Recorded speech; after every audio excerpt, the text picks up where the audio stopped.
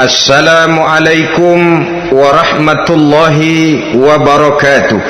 Waalaikumsalam warahmatullahi wabarakatuh. Bismillahirrahmanirrahim. Alhamdulillahi rabbil alamin. Wassalatu wassalamu ala ashrafil anbiya'i wal mursalin Sayyidina wa maulana Muhammadin wa ala alihi wa ashabihil mujahidin at-tahirin, amma ba'du. Saudara-saudara kaum muslimin rahimakumullah, agama mengajarkan bahwa di dalam melaksanakan segala macam pekerjaan hendaklah dilaksanakan dengan penuh hati-hati dan perhitungan. Dikatakan dalam pepatah, fit ta'annis salamah wa fil ajalatin nadamah. Di dalam keberhati-hatian itu ada keselamatan, dan di dalam sikap tergesa-gesa, di dalam sikap terburu-buru biasanya mengandung penyesalan. Tetapi ada 5 perkara yang malah memang harus dikerjakan secara buru-buru. Apa yang 5 perkara itu? Pertama, mengubur jenazah. Tidak baik kalau jenazah itu disemayamkan sampai 2-3 hari di rumah. Dan yang lebih baik mengubur jenazah itu adalah di tempat di mana dia meninggal. Contohnya adalah baginda Nabi. Beliau kelahiran Mekah, beliau wafat di Madinah, maka di Madinah itulah beliau dimakamkan dan bukan di kota Mekah. Karena prinsipnya agama menginginkan kemudahan dan tidak menginginkan kesukaran. Hal kedua yang harus dikerjakan dengan segera ialah mengawinkan anak perempuan. Apabila kita mempunyai anak perempuan, sudah sampai usianya untuk memasuki ambang pintu pernikahan, dan dia sudah minta untuk dinikahkan, maka segeralah orang tua menikahkannya atau mengawinkannya. Sebab biasanya anak perempuan, apalagi di zaman sekarang, kalau tidak segera dikawinkan oleh orang tuanya, dikhawatirkan dia akan kawin sendiri. Dan itu tentu akhirnya akan merepotkan kedua orang tuanya. Hal ketiga yang harus dikerjakan dengan segera dan buru-buru ialah membayar hutang.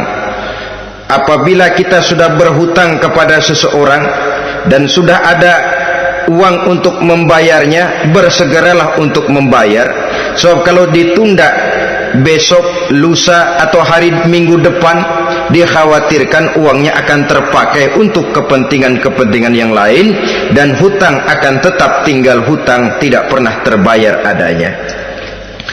Hal keempat yang harus disegerakan ialah menghidangkan makanan untuk orang musafir yang kebetulan menjadi tamu di rumah kita. Dan hal yang kelima yang harus dilakukan dengan buru-buru, dengan segera, bertaubat apabila mengerjakan perbuatan dosa. Hal kelima inilah yang akan kita bicarakan pada pertemuan kita kali ini, yaitu tentang taubat kepada Allah Subhanahu wa ta'ala. Taubat berasal dari kata-kata taba yatubu, yang isim masdarnya adalah taubatan. Artinya sama dengan roja'a yarji'u, ada ya'udu, pulang atau kembali. Bertobat maksudnya kembali dari yang dilarang oleh Allah. Kalau dalam perjalanan hidup ini kita suka menerjang larangan-larangan Allah, melaksanakan apa-apa yang dilarang olehnya, maka taubat artinya meninggalkan larangan-larangan itu dan kembali kepada apa yang diperintah oleh Allah Subhanahu wa ta'ala. Kenapa taubat ini harus disegerakan? Karena makhluk bernama manusia ini sulit melepaskan diri dari dosa dan salah. Nabi bersabda, kullu bani adam khatta'un wa khairul khatta'ina tawwabun. Setiap anak Adam, yakni setiap manusia, pasti mempunyai dosa dan kesalahan. dan sebaik-baik orang yang mempunyai dosa dan kesalahan ialah orang yang segera bertaubat. Dengan kata lain, orang yang baik sesungguhnya bukanlah orang yang tidak punya salah, karena tidak ada orangnya yang tidak punya salah. Tetapi orang yang baik adalah orang yang apabila melakukan kesalahan, dia segera sadar, dijadikannya kesalahan itu sebagai pelajaran untuk tidak diulanginya lagi pada masa-masa yang akan datang. Inilah yang digambarkan oleh Allah Subhanahu wa taala dalam surah Ali Imran ayat 135. Walladzina iza fa'alu fahishatan, dan orang-orang yang apabila mereka terjatuh ke dalam perbuatan dosa, au zalamu anfusahum, atau berbuat zalim kepada diri mereka sendiri, zakarullaha fastaghfaru lidzunubihim, mereka segera ingat kepada Allah dan memohon ampun terhadap dosa yang pernah mereka kerjakan. Saudara-saudara kaum muslimin rahimakumullah, sejak awalnya iblis memang sudah memproklamirkan diri di hadapan Allah Subhanahu wa taala. Apa kata iblis? Ya Rabbi wa izzatika la azalu aghwi bani adama ma damat arwahuhum fi ajsadihim. Ya Allah, demi kemuliaanmu saya bersumpah, kata iblis, saya akan selalu memperdayakan anak-anak Adam, saya akan selalu menggoda manusia selama ruh mereka masih ada di dalam jasad mereka. Jadi selama ruh masih ada di dalam jasad, selama itulah iblis akan selalu berusaha menggelincirkan manusia untuk jatuh ke tempat-tempat salah dan ke tempat-tempat dosa. Tetapi kemudian Allah juga memberikan jaminan. Allah menjawab proklamasi iblis ini, wa izzati wa jalali ya mal'un la azalu aghfiru lahum mastaghfaru. Demi kehormatanku, demi kemuliaanku, hai mal'un, hai yang terkutuk, hai iblis, kalaupun engkau selalu memperdayakan manusia, kalaupun engkau selalu menipu dan menggoda mereka sepanjang ruh mereka masih ada di dalam jasad, aku akan senantiasa memberikan ampun kepada mereka sepanjang mereka memohonkan ampun kepadaku. Inilah jaminan dari Allah Subhanahu wa ta'ala. Saudara-saudara kaum muslimin rahimakumullah, oleh karenanya apabila kita berbicara tentang taubat, artinya kita berbicara tentang tingkah laku kita dalam kehidupan sehari-hari. Apa yang harus kita lakukan untuk sempurnanya satu taubat? Pertama, menyesal terhadap dosa yang pernah kita lakukan. Kadang-kadang ada juga orang bertaubat, tapi bukan nyesal terhadap dosa yang dia kerjakan, malah puas katanya. Dia ngomong sama teman-temannya, saya dulu zaman muda sudah kenyang judi, kenyang zina, kenyang mabuk-mabukan, sudah puas. Sekarang tinggal benernya saja, saya sudah taubat. Taubatnya sih bagus, tapi puasnya itu yang jelek. Kenapa harus dikatakan puas? Bukan puas, menyesal. Menyesal saya dulu, kenapa hanyut terjebak dosa, kenapa tenggelam di meja judi, kenapa tenggelam di minum-minuman keras, kenapa hanyut kepada perbuatan munkar dan maksiat. Saya menyesal sekali. Menyesal diperintah dan bukan malah puas. Dari rasa menyesal ini nanti timbul hal yang kedua, yaitu berniat tidak akan mengulangi lagi perbuatan dosa. Kalau menyesal tapi masih diulangi lagi, itu belum taubat yang sebenarnya. Saya kapok, menyesal, tidak mau minum minuman keras lagi, besok tidak ada minuman keras, malah pusing nyari kesana kemari. Itu belum taubat yang sebenarnya. Jadi setelah menyesal, berniat tidak akan mengulangi lagi perbuatan dosa itu. Kalau menyesal tapi masih diulanginya lagi, itu sama saja dengan main-main. Saudara-saudara kaum muslimin rahimakumullah, barangkali itu yang orang namakan dengan taubat sambal namanya. Kita kalau makan nasi pakai sambal, pedesnya bukan main, repot, marah, ngomel. Gila, sambal pedes bukan main, taubat sama sambal. Tobat sama sambal katanya.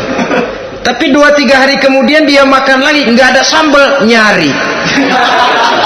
Kemarin sudah taubat, 2 hari kemudian malah nyari. Ini bukan taubat yang sebenarnya. Penyesalannya tidak diiringi dengan berniat untuk tidak mengulangi perbuatan dosa itu selama-lamanya. Saudara hadirin, kita sudah taubat, tidak mau lagi minum minuman keras.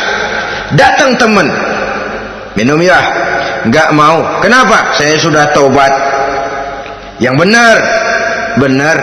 Kalau dibayarin, udah. Jadi rupanya taubatnya itu cuma karena nggak ada yang bayarin. Begitu datang yang bayarin, berangkat lagi. Itu belum lagi merupakan taubat yang sebenarnya. Begitu juga kita taubat dari meja judi. Pada waktu sudah bures, bangkrut, habis-habisan, mungkin menyesal, mungkin bertaubat. Inilah akibatnya judi, rumah tangga berantakan, harta bures, anak terlantar, uang tidak ada. Taubat, saya tidak mau lagi-lagi tenggelam di meja judi. Pada saat kondisinya bangkrut, itu yang diucapkan. Tapi 2-3 hari, 4-3 minggu, 1 bulan kemudian rezekinya banyak, makmur lagi, usahanya maju lagi, lupa lagi dia kepada ucapan sebelumnya. Akhirnya sedikit demi sedikit tenggelam kembali di meja judi. Ini pun belum merupakan taubat yang sebenarnya. Jadi untuk sempurnanya taubat, yang pertama menyesal terhadap dosa yang telah dilakukan, yang kedua berjanji tidak akan mengulangi lagi, kemudian yang ketiga meninggalkan perbuatan jahat itu untuk selama-lamanya. Dengan kata lain, kalau memang taubat tidak mau minum lagi, talak 3 itu minuman keras. Kalau memang niat tidak akan berjudi lagi, talak 3 itu segala macam bentuk perjudian, meninggalkan perbuatan jahat. Yang keempat, menunaikan semua fardu dan kewajiban. Sebab barangkali pada saat kita tenggelam dalam dosa, perintah-perintah Allah, jangankan yang sunnah, yang wajib saja sering kita lalaikan. Maka apabila diri telah berniat melaksanakan taubat, maka tunaikan semua kewajiban yang disyariatkan oleh agama kepada kita. Yang kelima, meminta halal kepada para lawannya dengan termasuk mengembalikan hak milik orang lain. Ini kalau menyangkut hukukul adamiyin atau hak-hak manusia. Jadi kalau kita berdosa kepada sesama manusia, Allah belum akan menerima taubat kita kalau kita belum minta maaf kepada yang bersangkutan. Adapun kalau kita sudah minta maaf tapi yang bersangkutan tidak mau memberikan maaf, itu urusan dia kepada Allah. Urusan kita adalah meminta maaf kepada yang bersangkutan. Hal yang keenam, mendidik atau melatih diri untuk bertaat kepada Allah. Sebagaimana kita dulunya telah melatih diri, memperturutkan diri untuk berbuat durhaka, lalu memperbaiki yang dimakan dan yang diminum. Itu juga merupakan ciri dari orang-orang yang melaksanakan taubat kepada Allah Subhanahu wa ta'ala. Kemudian apalagi memperbanyak istighfar di dalam kehidupan. Disabdakan oleh Nabi, inna likulli da'in dawa'un wa dawa'u zunubi al-istighfar. Sesungguhnya segala macam penyakit tentu ada obatnya, dan obat dari segala macam dosa adalah istighfar. Saudara-saudara kaum muslimin rahimakumullah, jadi kalau yang terdahulu merupakan perbuatan-perbuatan konkret, maka yang terakhir ini taubat dalam bentuk ucapan berupa memperbanyak istighfar, memohonkan ampun kepada Allah Subhanahu wa ta'ala. Mari kita lihat dalam teladan hidup kita, manusia yang hatinya paling bersih tidak lain adalah Rasulullah sallallahu alaihi wasallam. Beliau sudah mendapat jaminan ampun dari seluruh dosa. Liyaghfir lakallahu ma taqaddama min zambika wa ma ta'akhkhar, kata Allah. Muhammad, dosamu yang dahulu, dosamu yang sekarang, dosamu yang akan datang jikalau memang ada, seluruhnya sudah mendapat jaminan ampun dari Allah. Tetapi coba lihat dari sejarah perjalanan hidup yang mulia ini, sungguh pun beliau sudah nyata-nyata mendapat jaminan ampun dari Allah. Beliau mengatakan, ayyuhan nas tubu ilallah fa inni atubu fil yaumi mi'ata marrah.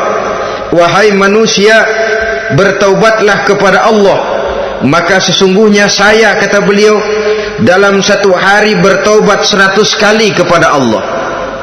Dalam riwayat yang lain, sab'ina marrah, 70 kali beliau mengucapkan istighfar minimalnya dalam sehari semalam. Orang yang sudah nyata-nyata mendapat jaminan ampun dari Allah ini, satu hari satu malam istighfarnya minimal 70 kali. Apatah lagi kita yang nyata-nyata belum mendapat jaminan ampun dari Allah. Di dalam satu hadis diriwayatkan bahwa iblis laknatullah alaih pernah berkata, ahlaktun nasa bizzunubi wal ma'asi. Aku rusak dan aku hancurkan kehidupan manusia dengan dosa dan dengan segala macam perbuatan maksiat.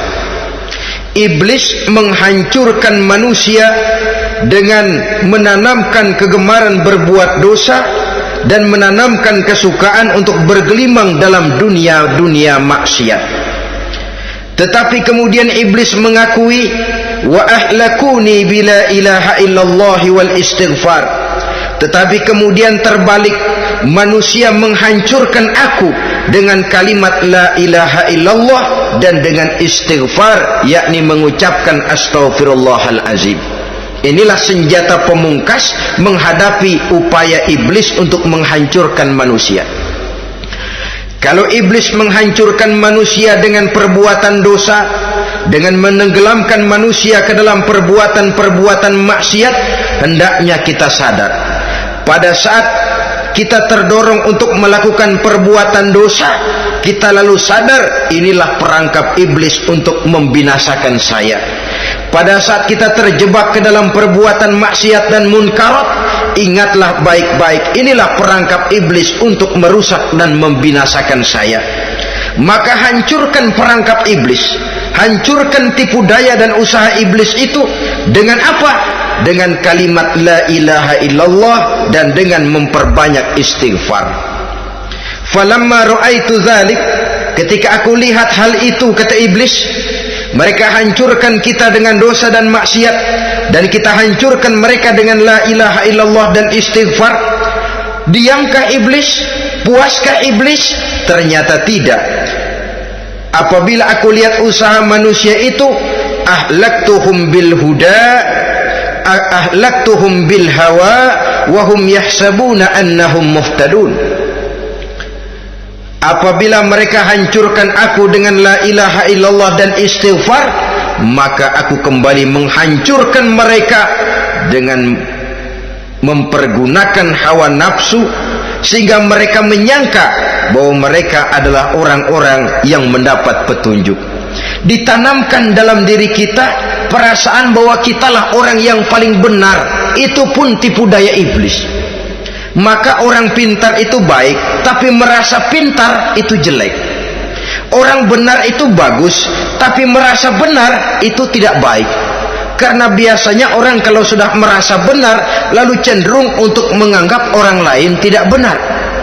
Kalau sudah begitu, dia akan mengklaim diri, sayalah orang yang paling benar, yang lain tidak benar semuanya. Itu termasuk perangkap iblis juga. Setelah kita gempur mereka dengan kalimat tahlil dan dengan kalimat istighfar.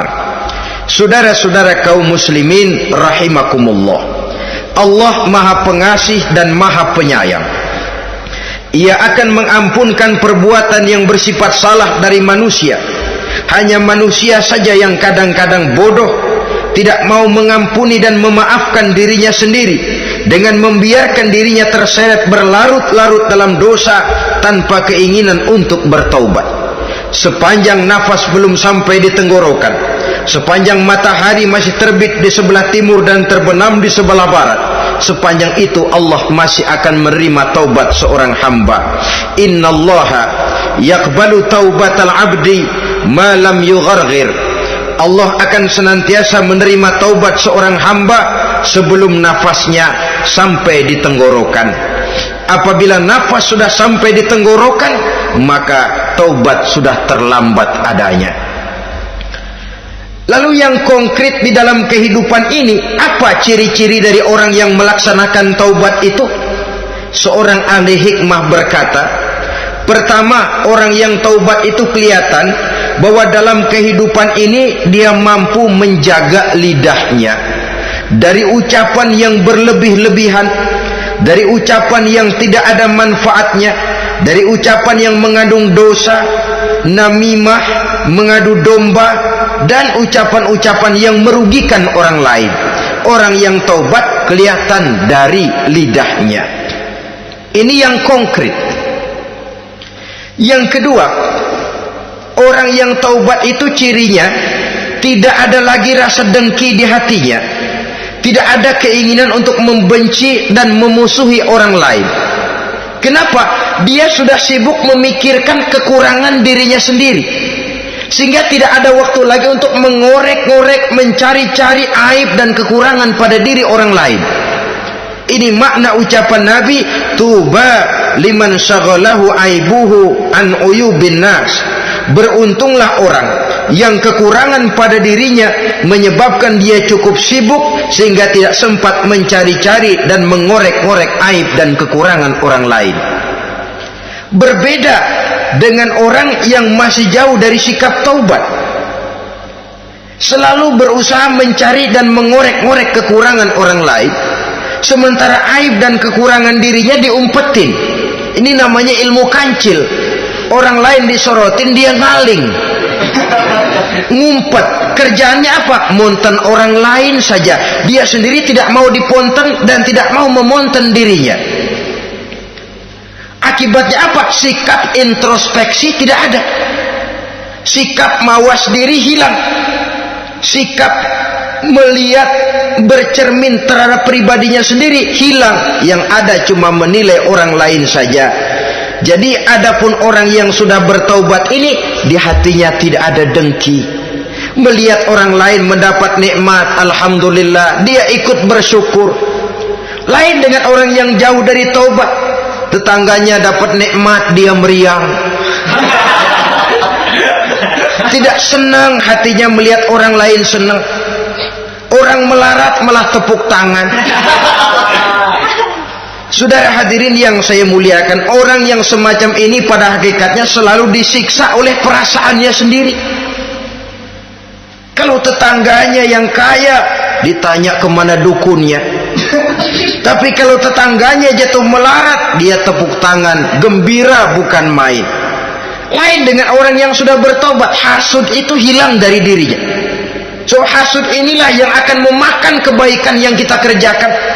Kata Nabi, hasud itu bisa memakan kebajikan seperti api memakan kayu bakar. Allahu Akbar. Puasa kita, zakat kita, sholat kita, habis keropos dimakan oleh sifat hasud. Tidak terasa, tapi begitu kita punya sifat dengki kepada orang lain, maka sholat kita dimakan oleh dengki tadi, puasa kita dimakan oleh dengki tadi, segala macam kebaikan yang kita kerjakan dimakan oleh si dengki tadi, seperti api memakan kayu bakar, cepat sekali. Itulah sebabnya bagaimanapun banyak kebaikan yang sudah kita kerjakan, jangan bangga dan jangan lalai. Sebaliknya, bagaimanapun besar dosa dan kesalahan yang pernah kita lakukan, jangan putus asa dari rahmatnya Allah Subhanahu wa ta'ala. Jadi yang kedua, ciri orang yang bertaubat, di hatinya tidak ada dengki dan tidak ada rasa ingin memusuhi orang lain.